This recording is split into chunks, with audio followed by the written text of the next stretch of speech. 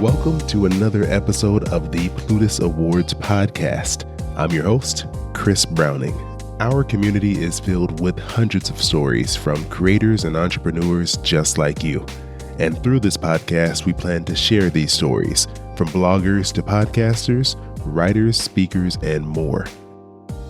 This is the season 1 finale of the Plutus Awards Podcast, so we thought we'd do something a little bit special for today's episode. So let's meet today's guests. Hi, y'all. My name is Berna. You can find me at Hey Berna all over the internet. I am a financial hype woman. No one knows what that means because I barely do too. I get really excited about money on Instagram mostly, do a lot of dancing. My name is Bethany Bayless. I have a podcast called The Money Mill House, and I also get to be the MC for FinCon, and it's really exciting, and I love it. Hi, I'm Jamilla Souffrant of Journey to Launch, where I am sharing my journey to launch financial independence. I have a podcast, and I also help other journeyers join me on this journey to reach their financial dreams. Diversity and representation are huge in all areas of life, but I think it's really important when it comes to something like financial education, because I think sometimes it can seem impossible if you don't see someone who's successful, who looks like you. That's why I'm really excited to have this nice diverse panel of amazing females within the finance space. You're all doing amazing work, and I respect the work that all of you do. So I'm really excited and honored that you decided to join me here for a quick little conversation. So I wanted to ask each of you, did you have anyone growing up that looked like you that you felt provided them as an example of how to handle your finances and how to be responsible with money? So, Berna, what about you first? I would say not in terms of specific, like you are my financial unicorn guru. The first people I had to look up to about money, of course, were my parents. And I think something that's super common inside of immigrant families, Asian American families, is that you don't talk about money. The topic of money is no talking about money. And when things go really bad, you really don't talk about money. And the way that you signal about money are your actions and what you spend on. And that can be either extreme frugality or like extreme flex. And sometimes not a lot in between. So it's very, very confusing. So I'm really glad we're talking about representation today, because the internet, and I'm sure my panelists will agree. My panelists, who are my panelists? I'm doing a panel in like 10 minutes. So I'm really excited about Panel mates. My podcast mates will agree that it's such an exciting time for representation now, because we have every form of media to grab onto and represent ourselves and our communities. So my very first sort of, oh my gosh, that's me in terms of the money conversation was one of my OG faves, Tiffany Aliche, the Budgetnista. I watched a Facebook Live of her describing how she got into the real estate game, and I was like, am I listening to a money live cast, or am I Skyping my best friend? I'm not sure. So that's when I really thought representation is really important. Oh, that's a great example right there. Yes. Bethany, how about you? I love this question because, excuse me, I'm so sorry. Also being the MC of a conference means I have no voice. So I was pushing it out. But Berna made a really great point. I think the very first people that we look to when it comes to handling money and setting that example are our parents. And I know for me, I have an incredible relationship with my mom when it comes to the relationship around money. She has been in this industry for quite a long time, but she also was able to set that example as a very strong woman in this field and what that looks like. So what a lot of people don't know is that I'm a military brat. My dad was in the military. I have 4 brothers, 3 of which are officers in the military. And we are just very dominated by a lot of testosterone in our household. And so even from a young age, she was setting the example of being a very strong woman, being very capable, and being able to be an entrepreneur, even in the midst of high accomplishing people around us. And so she has always been an incredible example for me in what it looks like to be not only an entrepreneur, but very good in finance, being good with money, and being able to #adult and be independent when it comes to all these things that we are able to do. I also love Tiffany Aliche. She's one of my favorite people that is also just killing it as a woman. And in this space, she is just dominating, and she's also one of my favorite people too. Thank you for that. Jamilla, how about you? Yeah, all good points and similar. Like when I grew up, I was raised by a single mom and immigrant. So we came here from Jamaica, and they were just very practical about money. It was all about survival and then saving. So the one thing I always say that I saw saving was a very strong part of our relationship and growing up. And they taught me that at least whatever you do is save. So I didn't learn how to like invest or grow money, but at least that was passed down to me. And that made a very strong impact in the way I use my finances. What I love about today's media, even though, social media is bad for a lot of things, but it's good for a lot of things, because at one point we only had like magazines and people just talking to us.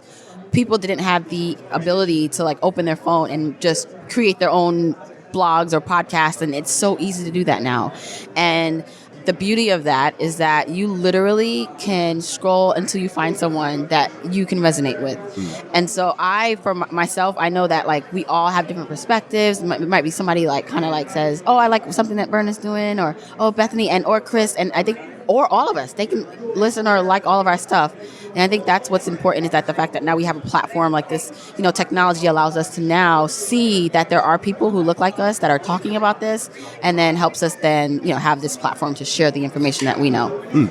So did you all find it difficult to step into the space with limited examples out there for you? What did you do to, I guess, find examples or find ways to find your footing in this space?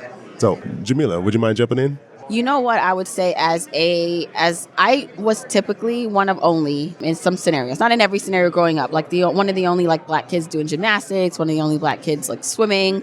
And so I was very used to stepping into spaces and just being me. And I was always used to being comfortable around different people. And I think when I started to listen to financial independence podcasts and blogs, and it was great. I got information, I learned from that, and I saw there was something missing in the space. And I was like, well, even though I didn't see someone doing what I was doing, I didn't really feel afraid to jump in, because I was used to kind of always playing that role of, I'm just going to be me. And I'm used to navigating spaces where there are not a lot of people who look like me. And so I didn't feel uncomfortable like jumping in and like saying my piece and doing the thing like Journey Launch the way I do it. Because for me, it was almost like I was prepared for this my whole life, like in terms of being able to talk to different types of people, learn from different types of people, and then to just also insert my voice and not be afraid of that. Oh, I love that. I do feel like, though, I had a much harder time launching into this space for a lot of different reasons. Partly, one, because I do feel oftentimes that I'm in a shadow. And I've talked about this with my mom, and like this is something that we're very open about, is that when it comes to living in that shadow of somebody else who's very incredibly successful and ambitious and all these things, and me being like, okay, well, maybe I want that too. But also in the sense of, as an entrepreneur, as somebody doing these ways of getting income, it also, I'm from a very traditional family and like a very traditional background. And like, my in-laws don't really know that I have a job. Like they have no idea like what it is that I do on the internet or whatever. And they're very surprised that like I was leaving on this trip and that I was working when I was even coming to FinCon and different things like that. And so like I come from a very traditional, like women are they're respected if they have children and if they are staying at home doing the things. And so I think it's very difficult. My brothers probably don't think that I have a job. They don't think that I do these things. So it was like that time to be like, you know what, I'm going to do this. And I'm going to have to really believe in myself that I can do this, because no one thinks that I'm doing anything good with my life at the moment. Mm-hmm. And then I come to places like FinCon, and my mom and I were talking. I'm going to get emotional. Oh my gosh, this got so real so fast. Go on in it. She posted a picture of me on stage.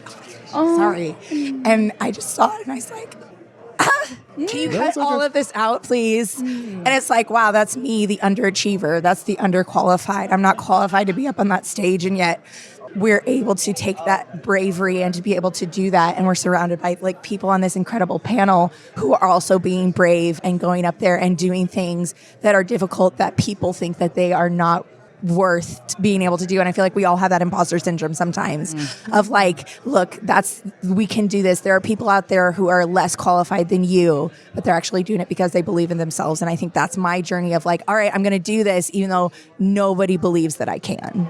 I love that. And, I was going to say, even with your mom being such a bad ASS, I don't know if I can, that your family like still thinks that, like, like, wow. I think it's a traditional concept that people don't know what we do. Oh my gosh. Like, how many times have we had to explain, like, well, I kind of have a podcast and like, yes, it makes money, but we're also kind of trying to build this empire. And like, I speak, and no, I'm not speaking every week, or no, I'm not making money every week. And I know I don't make money the same way that you make money, but yeah, I have a job. Yeah, I'm doing just fine. And so it's trying to educate people on something that they're never going to understand.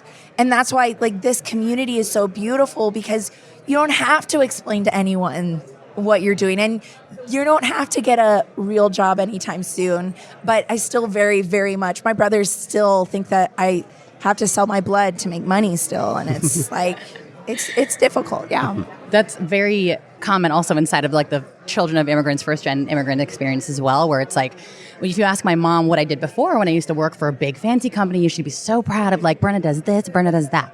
And now it's like, I don't know, Berna like talks to herself in her room a lot. She's like yelling at the camera a lot. She's like dancing weekly. And I think people pay her to dance. Like, I don't fully understand what she's doing. And that's something that had been difficult for me to navigate once I got into the space. Before I got into the space, representation is the reason I got into this space. It almost made me, I felt inspired, I felt energized, but it also made me angry. I was like, why is it that I'm learning about a very basic life tool, and yet when I look around, no one is speaking like me. No one looks like me. No one talks like me. And do I need to like just like bunny hop backwards into this space so that if someone needs someone who sounds like me, a translator sometimes of like the very sort of high level blah blah jargon that we talk about, let me be that person. But thankfully, I did bunny hop my way into this space and found that there are many other people backwards bunny hopping with me, before me, after me, and so it's a dance party. And I appreciate it, because I think that's a great thing about having more diverse voices is you get more diverse approaches to how to tackle these topics and introduce them. So we're coming towards the end here. So I just want to ask this question really quickly. This is something that my wife has brought up to me, is this feeling of people just doubting you. Like automatically, you don't know what you're talking about because you're a woman. And she says that happens to her all the time. And for me, as a man, I can't experience that. But I can just hear and learn from the stories of people who actually truly are experiencing this type of discrimination and this type of just doubt. So if you could give us just your feelings on that, or even an experience, that way I want everyone listening, especially the guys listening, to say, okay, this is a real thing. This is happening to people. It's happening to women. And how do you feel about that situation? And, we'll just go from there. So whichever one wants to jump in and take that one. Take that big question I just threw at you. I think I'll try to jump in first. All right. Okay. Being a woman in a predominantly male field is very difficult anyway, right? So those are things that we experience. When we worked with the military for 4 years, we would go onto military bases, and my mom and I were doing this program together, and she's the CEO, she's the founder. We had men on our team. We would walk into a room and the commander of the base would greet the man first. So many times, there would be times he would not even look at my mom, who is the founder and the CEO of this company, who is coming onto his base and not even understanding. So immediately we were like, all right, but it's something that we see it happens. It happens frequently. And I think it's at the point where like, we're so used to it that we just have to learn how to deal with it. We have to learn how to approach it. And we're only at the point where, we have each other, which is really amazing. And we're able to compare. It's like, oh my gosh, did you see that guy did not even look at you? Or did you even see? So we're seeing these. And then we're only just now starting to put words to, well, then what do we do? Because she's also, we're looking at the other side of that, is when she does assert herself, then all of a sudden she's bossy, or she's aggressive, or she's, she's one of those women who's like just a little too much. And so I think we see this frequently in our space, specifically when it comes to the military. But there is also a term that I'm going to use that is very controversial in this space, and it's called mansplaining. And it is a thing that is over and over and over again. I mean, like, I love technology, right? Like, I have a podcast, and I cannot tell you how many times men have tried to help me set up equipment. I'm like, I'm just fine. Like, I know that cord goes in there. Like, I know which buttons. It's okay. But it's definitely a thing. And I'm starting to point it out more. And I'm starting to use my words more and say, thank you so much. No, I'm not. I understand this a little bit more. Thank you so much. I don't need your help. Or, I don't know if you know how this comes across, but this comes across very condescending and very demeaning. And I would appreciate it if you would use something different, or maybe use these words instead. So instead of calling me cute because I'm setting up equipment, just say, wow, you're doing such a really great job. Say something that you would say to someone else. And so we're really starting to use those words a little bit more and pointing it out, not only to the people who do it, but maybe like my guy friends like you, Chris. Like not let you do it any time. You've never done it. You've never done anything. No, but it's good to hear. You're perfect. You're beautiful and wonderful. But it's one of those things that, like, you know what, this just happened, and this is how it made me feel as a woman. The way that he responded to me, this is what it made me feel like. And even having those conversations with you and with other guy friends of mine, I think it's really important to just be like, it's a thing. It makes me feel this way. And these are some of the things that we can do to maybe make it better, or just like give people words to use instead of what they were using. No, that's great. Yeah, that makes total sense. This is super, super timely, I think, that we're talking about mansplaining. What always is in the background of my mind, no matter what we're talking about, is memes. I'm just always thinking in memes all the time. And I can think of 1,000 mansplaining memes that just narrate our life. I just posted a meme yesterday that's exactly about the sort of like representation, men in finance, mansplaining situation. It was hilarious. I enjoyed it thoroughly. Thank you very much. I was a little scared. I was like, this is the part where I get completely deleted off of Instagram. But the problem that I encounter is when I tell people, and I'm pretty new to this space, and when I tell people that I am a personal finance educator, a lot of guys, I think they get really excited. Actually, I think there's a lot of like, oh, no way. Like, which is like the surprise in and of itself is like, all right, chill out. You know, it's like, you are in finance? Don't be so surprised, okay? So damn surprised. And then it becomes this sort of like, oh, look at you, you're little, you're adorable. Just a couple of days ago, somebody was like introducing me to a friend, and they were like, Berna, tell them about your little business. I was like, my little, what? My who? So a few things that guys, boys out there, men out there can work on. One, be aware of when you are introducing your finance female friends to others that you don't demean them, even in the little tiny ways. But two, even better, give them the mic to explain what it is that they do. Another thing that really bothers me is right when I start saying, I'm into personal finance, do this and that, guys are like, oh, amazing. You should definitely follow my 18 favorite personal finance people. This white guy, this white guy, this white guy, this white guy, this man, this man, this man, and these 10 men together in a group. And I'm like, cool. This is the whole reason I got into the industry, of course, and I hear you and I love it, and there's a lot of valuable information there. But what I would advise guys to do in a conversation about money, and any conversation, is think, between a man and a woman in this conversation, is this topic historically one where women have been shut out? Is it a place where historically men had the mic and women didn't? So if I could go back to those conversations, I would like to kindly, like Bethany was saying, find my words, because a lot of the times they just sort of come out in like angry dance moves.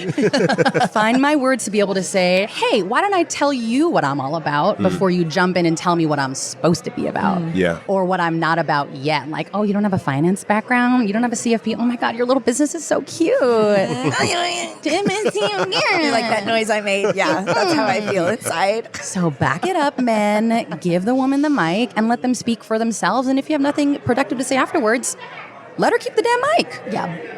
And I also just wanted to add quickly, like, when we talk about these issues, right, I feel like there's a tendency to say, well, I'm not like that. Or like, well, I don't say that. Or I don't do that. And I think that just listening and understanding that this is an issue for women like us, and that this is happening, even that like is a really big piece of the conversation of just starting that conversation of, you know, this is happening.